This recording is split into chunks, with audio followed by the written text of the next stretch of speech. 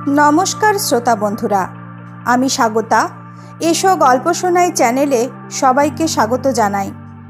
आज आपनारा शुनबेन हिमाद्री किशोर दाशगुप्त रचित अलौकिक उपन्यास जलंगीर अंधकारेर सप्तम पर्व। उपन्यास पाठ शुरू करार आगे आपनादेर मने करिये दी जे आगेर पर्वे आमरा कि जेनेछि। आगेर पर्वे आमरा जानलाम जलंगी नदीर पाड़े दाड़िये मोबाइले पद्मफुलेर छवि तुलते गिये सोहम जले पड़े गेल। चूर्णी और मल्लारेर चित्कार शुने तमसामय और बुनो छुटते छुटते एसे हाजिर हलो नदीर पाड़े। ततक्षणे सोहम डुबे गेছে नदीर जले। सोहमके जल थेके तुले एने उद्धार करलो तमसामय ओ बुनो, किन्तु सोहम तखन मृत। चलुन आज ताहले शुने नी उपन्यासटिर परवर्ती पर्व। शुरू करछि जलंगीर अंधकारेर सप्तम पर्व। तमसामय बोललेन, चेष्टा करे देखते क्षति कि? एटुकु बोलते पारी, आमी जदि ओनाके बाँचिए तुलते ना पारी तबे डाक्तार बाबुराओ ओनार जीवन फिरिए दिते पारबे ना। तबे समय नष्ट करले चलबे ना, आमाकेও সে চেষ্টা করতে হলে এখনই করতে হবে। তমসাময় বেশ দৃঢ়ভাবেই যেন কথাগুলো বললেন।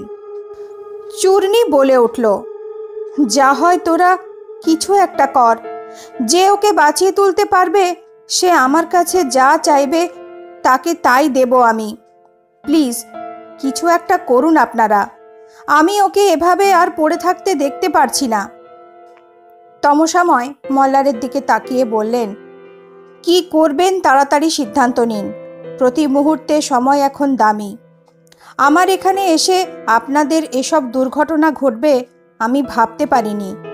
आमारो एकटा दायित्व आछे ओनाके बाँचिए तोलार जोन्नो, आमाके एकटा चेष्टा करते दिन। मल्लार कोथाय जेन शुनेछिलो जे रोगीदेर सुस्थ करे तोलार जोन्नो साधु सन्यासीदेर अनेक टोटका जाना थाके। हयतो तेमोनी कोनो टोटकार साहाज्ये तमसामय सोहमेर ज्ञान फिरिये देबेन। तमसामय तो बोलेइछिलेन जे ओई नवजीवन नामेर छेलेटाके मृत्युर मुख थेके तिनि फिरिये এনেছিলেন। एसब कथा भेबे निये आर तमसामयेर कथार मध्य एमन एकटा अद्भुत ब्यापार छिलो जाके अग्राह्य करते ना पेरे मल्लार शेष पर्यन्त तमसामयके बोलल, ठीक आछे আপনি চেষ্টা করুন, যেভাবেই হোক বাঁচিয়ে তুলতে হবে ওকে। তমসাময় বলল, তাহলে আর দেরি করা যাবে না, এখনই ওনাকে তুলে নিয়ে আশ্রমের ভেতর কালো কুড়েটাতে নিয়ে যেতে হবে। এরপর কেউ আর কাল বিলম্ব না করে ধরাধরি করে সোহমের হিমশীতল দেহটা মাটির থেকে তুলে নিয়ে আশ্রমে প্রবেশ করে দ্রুত এগোলো সেই কালো ঘরটার দিকে। সদ্য নেমে আসা অন্ধকারের মধ্যে চূর্ণীও তাদের সঙ্গে ছুটল সেই ঘরের দিকে। তমসাময় যেতে যেতে বেশ কিছু নির্দেশ দিলেন বুনোকে। তার কিছু কথা মল্লারের বোধগম্য হলো, কিছু হলো না। তার মাথায় তখন একটাই চিন্তা, যেভাবে হোক জ্ঞান ফেরাতে হবে, বাঁচিয়ে তুলতে হবে সোহমকে। সে ঘরের সামনে পৌঁছে অন্ধকারের মধ্যে মাটিতে শোয়ানো হলো সোহমকে। বুনো তারপর ছুটে গিয়ে সে ঘরের দরজার চাবি আর একটা জ্বলন্ত লণ্ঠন নিয়ে হাজির হলো। তমসাময় তালা খুললেন দরজার। সে ঘরের ভেতর খেলা করছে জমাট বাঁধা অন্ধকার। বুনো লণ্ঠনটা ঝুলিয়ে দিল ফণিমনসা গাছটার গায়ে। মল্লার আর চূর্ণীর এখন আর কারোরই খেয়াল হলো না যে ওই গাছটাতেই সাপ দেখে এ জায়গা ছেড়ে পালিয়েছিল তারা। একটা ঘোরের মধ্যে দাঁড়িয়ে তারা তাকিয়ে আছে সোহমের দিকে।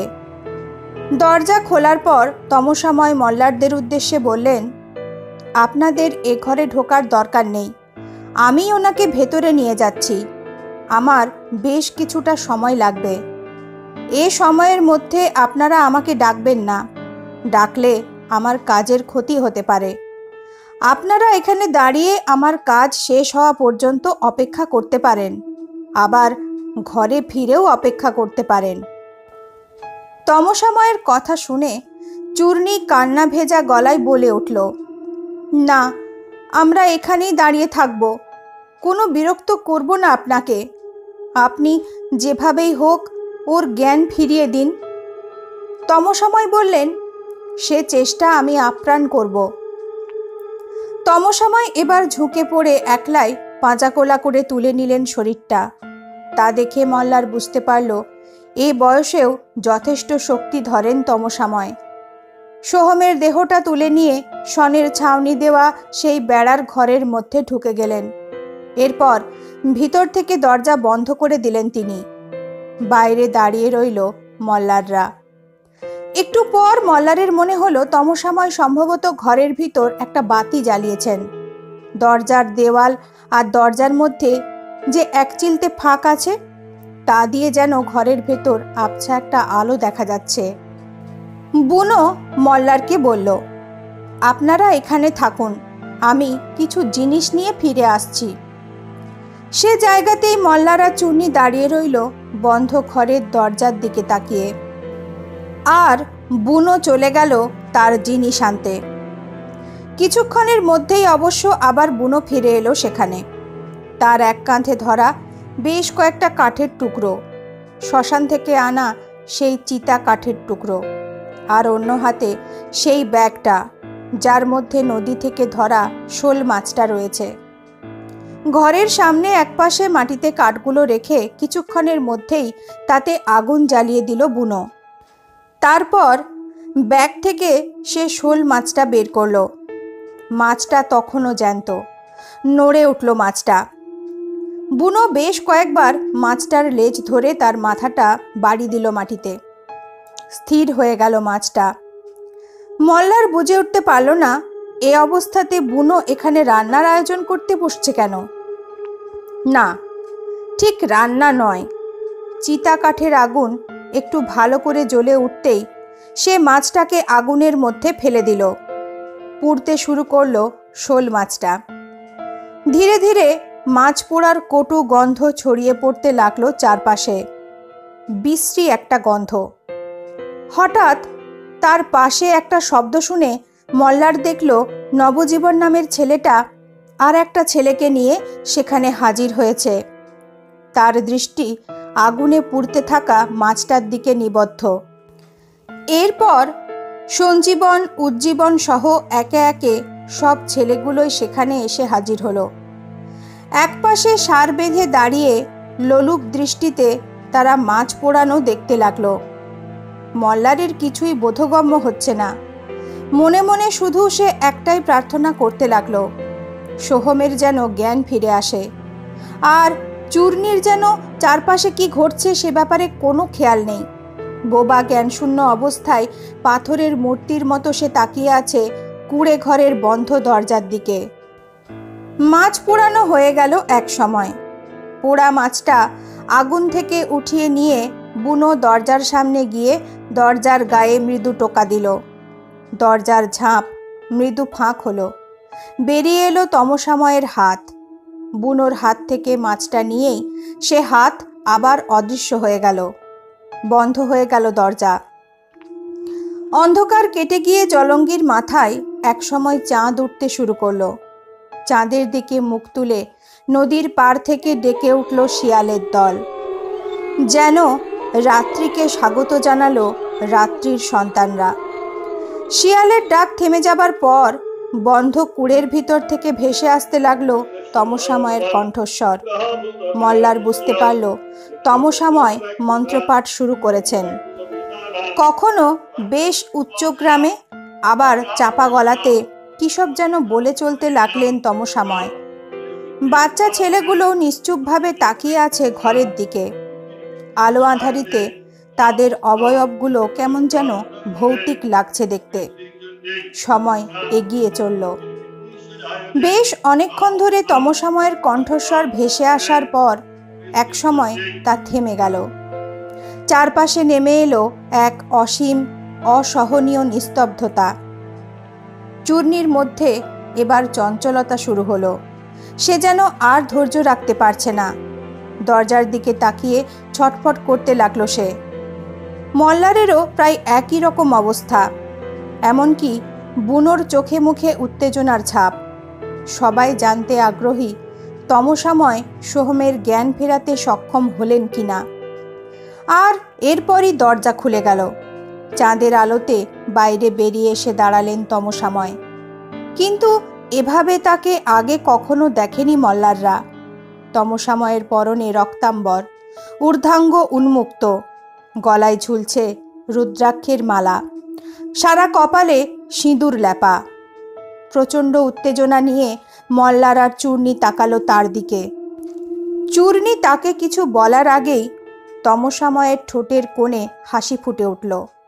তিনি বললেন, হ্যাঁ, আমি পেরেছি, আসুন ভিতরে আসুন আপনারা।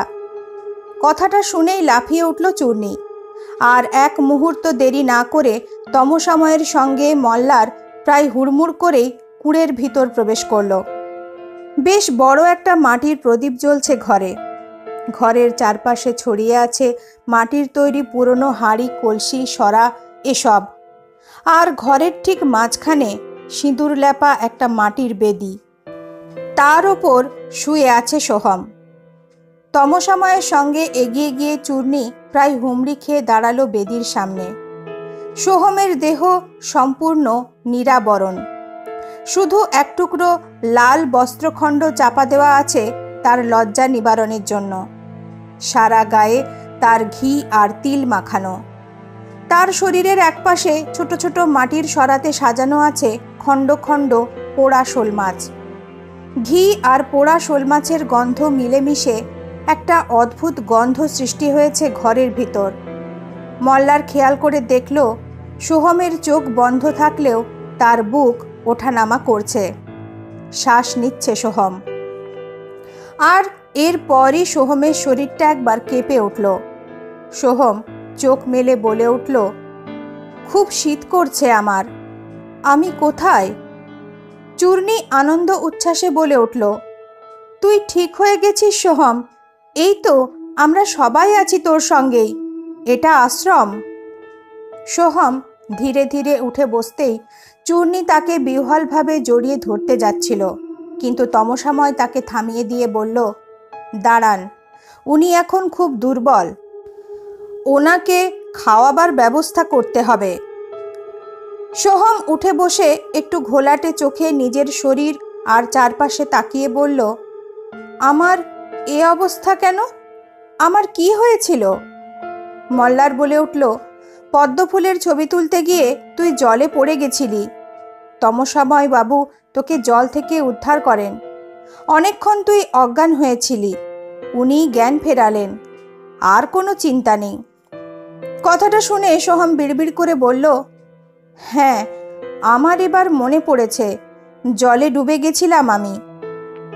একথা বলে সে কিছুক্ষণ চেয়ে রইল রক্তাম্বর পরিহিত তমসাময়ের দিকে। কৃতজ্ঞতা ফুটে উঠল তার চোখে।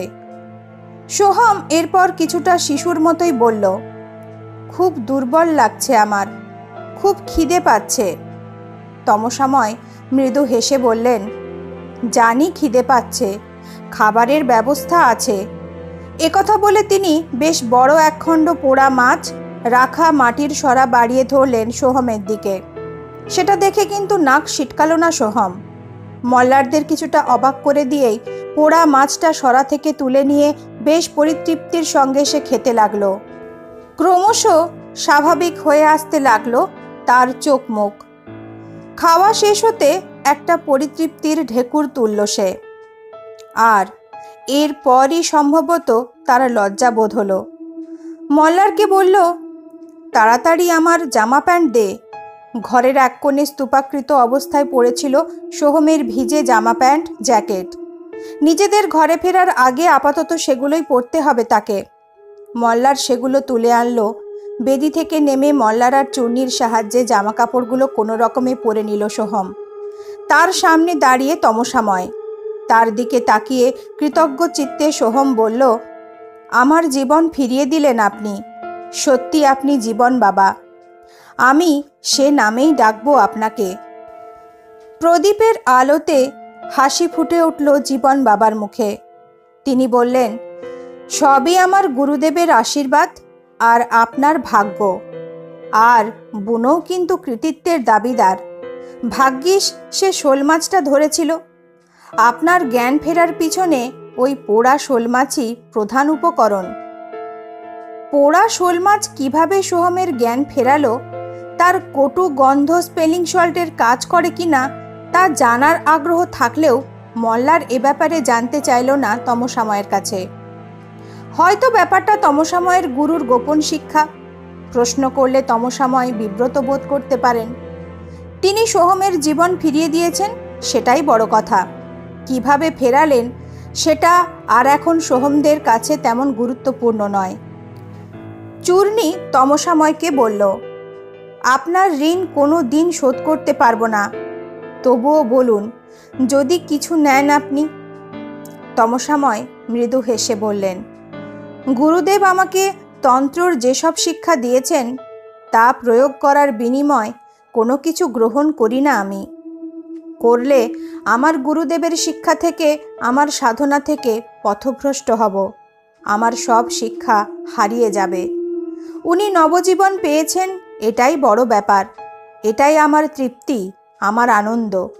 টাকা নিলে কি সে আনন্দ থাকবে? কথা বলার পর তিনি মল্লারের দিকে তাকিয়ে বললেন, আর কোনো ভয় নেই। আপনার বন্ধু কাল সকালের মধ্যে সম্পূর্ণ সুস্থ হয়ে উঠবে। আপাতত ওনার বিশ্রামের প্রয়োজন। এবার আপনারা ঘরে যান। তার কথা শুনে ঘরের বাইরে পা বাড়াতে গিয়েও হঠাৎ দরজার মাথার ওপর চালের দিকে তাকিয়ে থমকে দাঁড়িয়ে পড়ল মল্লার। ছাদের বাঁশের কাঠামোর সঙ্গে জড়িয়ে আছে সেই সাপটা। মাথাটা একটু নিচে ঝুলিয়ে তাদের দিকেই দেখছে সে। মল্লারের দাঁড়িয়ে পড়ার কারণ বুঝতে পেরে তমসাময় হেসে বলল, ভয় নেই, ও কিছু করবে না। বললাম না, ও বাস্তু সাপ। তমসাময়ের কথা শুনে কিছুটা আশ্বস্ত হয়ে সোহম আর চূর্ণীকে নিয়ে সাপটার নিচ দিয়েই দরজার বাইরে বেরিয়ে পড়ল মল্লার। কিছুটা তফাতে বাচ্চা ছেলেগুলো দাঁড়িয়ে আছে। তাদের মুখমণ্ডলে হাসি ফুটে উঠল সোহমকে দেখে। মল্লারের মনে হলো বাচ্চাগুলো যেন অনুমান করতে পেরেছে সোহম নবজীবন লাভ করেছে। হয়তোবা বুনোই তাদের বলেছে দুর্ঘটনার কথা। বাচ্চাগুলোকে দেখে সোহম তাদের দিকে এগোতেই নবজীবন আর সঞ্জীবন এগিয়ে এসে সোহমকে আনন্দে জড়িয়ে ধরল। কিছুক্ষণ বাচ্চাগুলোর গায়ে মাথায় সোহম প্রবল মমতায় হাত বোলানোর পর মল্লার আর চূর্ণীদের সঙ্গে ঘরে ফেরার পথ ধরল। বেশ স্বাভাবিকভাবেই হাঁটতে হাঁটতে একসময় সে বলল, আমার মোবাইল ফোনটা কিন্তু জলে পড়ে গেছে। চূর্ণী বলল, গেছে যাক, তুই যে বেঁচে ফিরলি এটাই বড় কথা। সত্যি বলছি, আমি খুব ভয় পেয়ে গেছিলাম জল থেকে যখন তোকে অজ্ঞান অবস্থায় তোলা হলো, তখন তোকে দেখে। তমসাময়ই তোর প্রাণ বাঁচালেন। মল্লার বলল, টাকাটা কিন্তু এই আশ্রমকেই দিয়ে যাওয়া উচিত।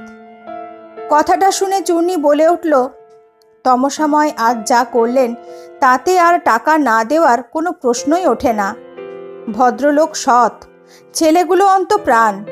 আমাদের জমানো টাকার সঠিক ব্যবহার করবেন উনি। সোহমও সম্মতি প্রকাশ করল অন্য দুজনের কথাতে। ঘরে ফিরে এলো তারা। সোহম শরীর পরিষ্কার করে পোশাক পাল্টে নিল। এরপর সে বলল, মাছটা খাবার পর আমার আর রাতে কিছু খাবার ইচ্ছা নেই। খুব ক্লান্ত লাগছে, আমি শুয়ে পড়ছি। মল্লাররা তাকে বাধা দিল না। চাদর মুড়ি দিয়ে শুয়ে পড়ল সোহম। অন্য রাতের তুলনায় কিছুটা বেশি রাতেই এদিন খাবার নিয়ে এলো বুনো। ভাত, ডাল আর সবজি। স্বাভাবিক কারণেই শোল মাছ আর মল্লারদের রেঁধে খাওয়ানো সম্ভব হলো না তার পক্ষে। বুনো চলে যাবার পর মল্লার আর চূর্ণী খাওয়া সেরে নিল। এতটা উত্তেজনা সহ্য করার জন্য তাদের দুজনের শরীরেও ক্লান্তি নেমে এসেছে। চূর্ণী খাওয়া সেরে তার ঘরে চলে গেল ঘুমোবার জন্য। পরদিন সকালে তাদের কলকাতা ফেরার কথা। মল্লার নিজের আর সোহমের জামাকাপড় গুছিয়ে নিল, তারপর কম্বল মুড়ি দিয়ে শুয়ে পড়ল। প্রায় ঘন্টা তিনেক বাদে হঠাৎই একটা অস্পষ্ট শব্দ পেয়ে মল্লারের ঘুম ভেঙে গেল। সে দেখতে পেল সোহম দরজা খুলে বাইরে বেরোচ্ছে। এত রাতে কোথায় যাচ্ছে সোহম? ঘরের পিছনে বাথরুম করতে নাকি? সোহমের শরীরটা দুর্বল আছে ভেবে মল্লার তার পিছনে যাবার জন্য বিছানা ছেড়ে উঠে পড়ল। মল্লার যখন ঘরের বাইরে দাওয়ায় এসে দাঁড়ালো, তখন দাওয়া থেকে নিচে নেমে পড়েছে সোহম।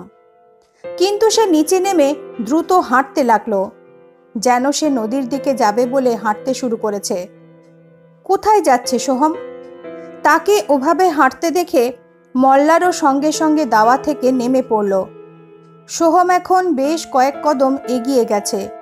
মল্লার দ্রুত এগিয়ে গিয়ে পৌঁছে গেল সোহমের কাছে। তারপর তাকে প্রশ্ন করল, কি রে, কোথায় যাচ্ছিস?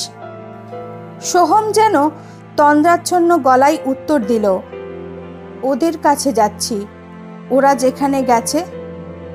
মল্লার জিজ্ঞেস করল, কারা কোথায় গেছে? সোহম বিড়বিড় করে বলল, নদীর পাড়ে শ্মশানে। মল্লার এরপর তার হাত ধরে ঝাঁকুনি দিয়ে বলল, কি ভুলভাল বকছিস? সেই ঝাঁকুনি খেয়ে যেন হুঁশ ফিরল সোহমের। থমকে দাঁড়িয়ে পড়ল সে। তারপর মল্লারের দিকে তাকিয়ে একটু অপ্রস্তুতভাবে হেসে সোহম বলল, না কিছু না, ঘুম ভেঙে গেল, তারপর মনে হলো একটু হেঁটে আসি, তাই হাঁটতে নেমেছিলাম। মল্লার তাকে ধমক দিয়ে বলল, এমনিতে তোর শরীরের ওপর দিয়ে আজ এত ধকল গেল, তার ওপর এই ঠান্ডার কুয়াশায় রাতে হাঁটতে বেরিয়েছিস? বলি হারি তোকে, চল ঘরে চল। সোহম মল্লারের কথার কোনো প্রতিবাদ করল না। শান্ত ছেলের মতো মল্লারের সঙ্গে ঘরে ফেরার জন্য এগোলো। ঘরে ঢুকে দরজার ঝাঁপ বন্ধ করে আবার পাশাপাশি তারা শুয়ে পড়ল। রাত শেষ হয়ে ভোরের আলো ফুটতে শুরু করলো এক সময়। মুছে যেতে লাগলো জলঙ্গির বুকের ওপর নেমে আসা অন্ধকার আর কুয়াশা। আশ্রমের গাছগুলোর মাথায় বাসা থেকে ঘুম ভেঙে ভোরের আলোকে স্বাগত জানাবার জন্য ডাকতে শুরু করলো পাখির দল। ঘুম ভেঙে মল্লার দেখল খোলা দরজা দিয়ে ভোরের আলো ঢুকছে ঘরে। আলোর এক অদ্ভুত ক্ষমতা আছে, সে মনের ক্লান্তি মুছিয়ে দেয়, মনকে সজীব করে তোলে। বিছানায় শুয়ে খোলা দরজা দিয়ে বাইরের সদ্য আলোকিত পৃথিবীর দিকে তাকিয়ে মল্লারের আগের দিন বিকাল থেকে ঘটে যাওয়া ঘটনার কথা মনে পড়ল ঠিকই, কিন্তু মল্লারের মনে হলো ঘটনাটা যেন নিছক দুঃস্বপ্নই ছিল, এবং সে ঘটনা যত তাড়াতাড়ি ভুলে যাওয়া যায় ততই ভালো। কিন্তু সোহম কই? তার পাশে তো সোহম নেই।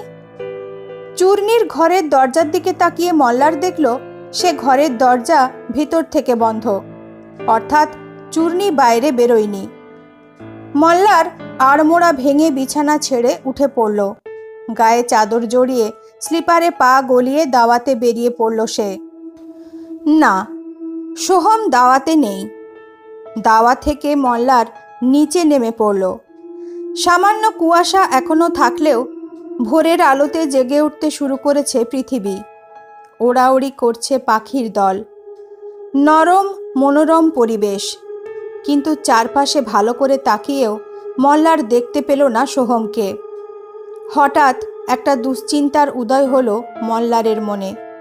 রাতে সোহমকে ফিরিয়ে নিয়ে যাবার পর মল্লারের ঘুমের সুযোগ নিয়ে আশ্রমের বাইরে বেরিয়ে যায়নি তো? কোনো কারণে শ্মশানের দিকে যায়নি তো? রাতে ঘন কুয়াশাতে পাড় আর জলঙ্গির জল মিলে মিশে যায়। রাতে বাইরে গেলে কী ধরনের দুর্ঘটনা ঘটার সম্ভাবনা আছে সে অভিজ্ঞতা ইতিপূর্বে মল্লারের নিজের হয়েছে। হয়তো তমসাময় সঠিক সময়ে সে রাতে শ্মশানে গিয়ে উপস্থিত হয়েছিলেন বলেই মল্লার সে যাত্রায় রক্ষা পেয়েছে। ভাবনাটা মাথায় আসার সঙ্গে সঙ্গেই আর কাল বিলম্ব না করে হাঁটতে লাগলো বাইরে যাবার জন্য। কিছুটা এগোতেই সে দেখতে পেল সকালবেলা রান্নাঘরের সামনে ঝাঁটা হাতে ঝাঁট দিচ্ছে বুনো। মল্লার তাকে দেখে উত্তেজিতভাবে বলল, সোহমকে দেখেছো তুমি? সে কোথায় গেছে দেখেছো? বুনো হেসে বলল, হ্যাঁ দেখেছি, উনি একটু আগে ছেলেদের ঘরে গিয়েছেন, আমার সঙ্গে দেখা হয়েছে। বুনোর কথা শুনে যেন ধরে প্রাণ এলো মল্লারের। সোহম ছেলেদের ঘরে কি করছে তা দেখার জন্য মল্লার এরপর এগোলো সেদিকে। ছেলেদের বাড়ির দাওয়াতে উঠতে উঠতেই মল্লার ছেলেদের গলার স্বর শুনে বুঝতে পারল ভোরবেলায় উঠে পড়েছে ছেলের দল। দাওয়ায় উঠেই তার কানে এলো সামনের ঘরের ভিতর সোহম ছেলেগুলোকে প্রশ্ন করল, পোড়া মাছ খেতে দারুণ লাগে তাই না? ছেলেগুলো সমস্বরে বলে উঠল, হ্যাঁ খুব ভালো লাগে পোড়া শোল মাছ খেতে। শেষ হলো জলঙ্গির অন্ধকারের ৭ম পর্ব। আজ এই পর্যন্তই। উপন্যাসটির পরবর্তী পর্ব নিয়ে যথাসময়ে হাজির হয়ে যাব। এই পর্যন্ত শুনে যদি ভালো লাগে তাহলে লাইক, কমেন্ট, শেয়ার ও চ্যানেলটি সাবস্ক্রাইব করার অনুরোধ রইল। সবাই ভালো থাকবেন। নমস্কার।